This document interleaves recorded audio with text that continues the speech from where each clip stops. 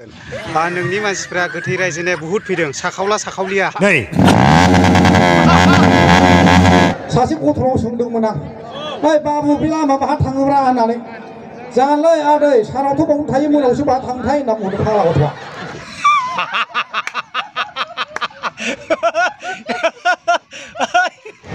गोसोखौ सोलायो ना गस्लाखौ सोलायो ना गार्लफ्रेन्डखौ सोलायो ना हिनजावखौ सोलायो बे आलदा खोथा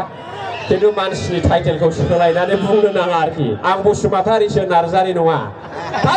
मा होनबावनांगौ जाखो हाब बाजै माथो नोंनिखौ फाननायनि अबस्थायाव फैबाय ने ओंग्राया आंनोबो मिथिबाय गोगोम जावखागोन आं दा जावनानै खिन्थु फबनाय नियमबो दंलै आंना मिथिबाय हाखर हाला गालाङा आं स्लिम खालामना फैखागोन दा खम मेंसिगोन नोंसोरो दिनै बेयाव फैबाय बालाबारियाव पिकनिक जाबाय सोरबा रंजाबाय मोसाबाय मेंनायाथ' मेंखासिगोन सोरनाबा सोरनाबा दोला लांनो हागौ बायदि मोनलायदों आं बिदि जानो नाङा दे दा जोंना ब्रादार अनिल बिथाङा सफैबाय नै गरम गरम दै गुदुं लोंगासिनो दं ओमफ्राय मोजां दा खबरा दाना दा बे मोनाबिलि पिकनिक स्पट अपेनिंआव फैनानै मा रोखोम मोनदों गोसोफ्राखौ जेनेबा मोनाबिलि पिकनिक स्पटआव आङो एक्सुवेलि फैफेराखैमोन बेनो फार्स्ट टाइम आरोना आङो नायनो होननानै लुगैबाय थादोंमोन खिन्थु भाग्य दङ थारमाने बे मोनाबिलि पिकनिक स्पटनि बान्दारि बिथांमोनानो दिनै आंखौ लिंहरनायलाय आं दिनै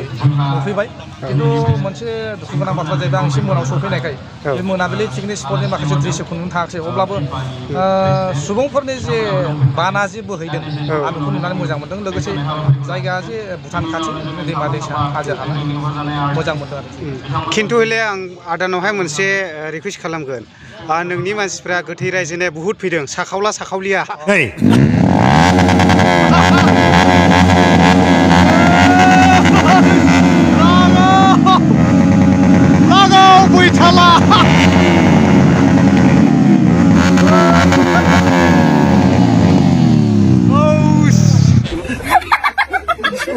दा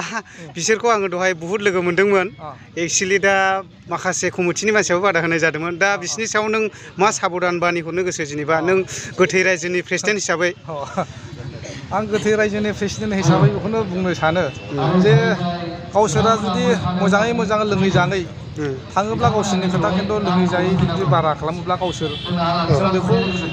गावसोरो थैनो थाङो जों बेखौ मिथिया बेबायदिब्लाबो जों बिसोरखौ उनावहाय जायगा होनाय नङा बेखौ आं बुंखाबाय आरो थारमाने जों गोथै रायजोआवहाय बिथांमोनखौहाय माने जायगा होनाय नङा आरोखि ना जायगा होनाय नङा बिसोरो जाला खाल गोदाव सोराव थारला नांगोन मानो होनोब्ला जोङो स्टेन्डार्ड हिसाबै गोबाव आगोलनो थैनाय हिसाबै जोङो माने जोङो मोनसे स्टेन्डार्ड जायगायाव थायो बिसोर गोदाव सोराव जों जेराव थानो थिनो माने केसबारि माबा बारि बबावबा बिदिनो जानला मोनला जायगाफ्राव थानांगोन आरो बिसोरो बिसोरखौ रोखा बुंहरखाबाय दा बहुद मोजांनि बाथ्रा साबधानैहाय फैयोब्ला मोजां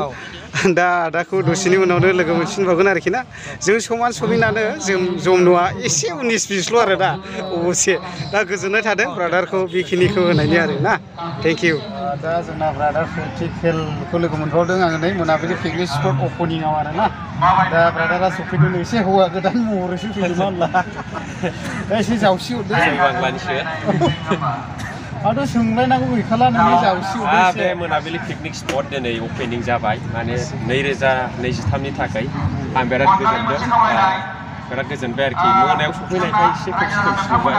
सानाव सफैनायबा एसे मोजांसिन नुगौमोन सिनारिफोरखौ एक्चुअलि सांग्रेमा बस्थानैसो लाबोयोब्लाबो एसे लाइटआ साथायसिन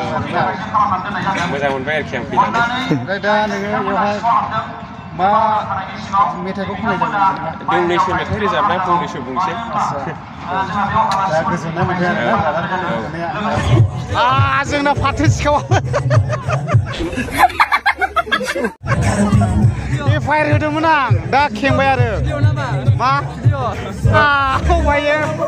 बेवाइया जोंना इन्टारेस्टिं बेवाइ जोंना दैमारि सिस्टारनि साइड डान्सार आरो ना नानि गोसोआव मा रोखोम मोनदों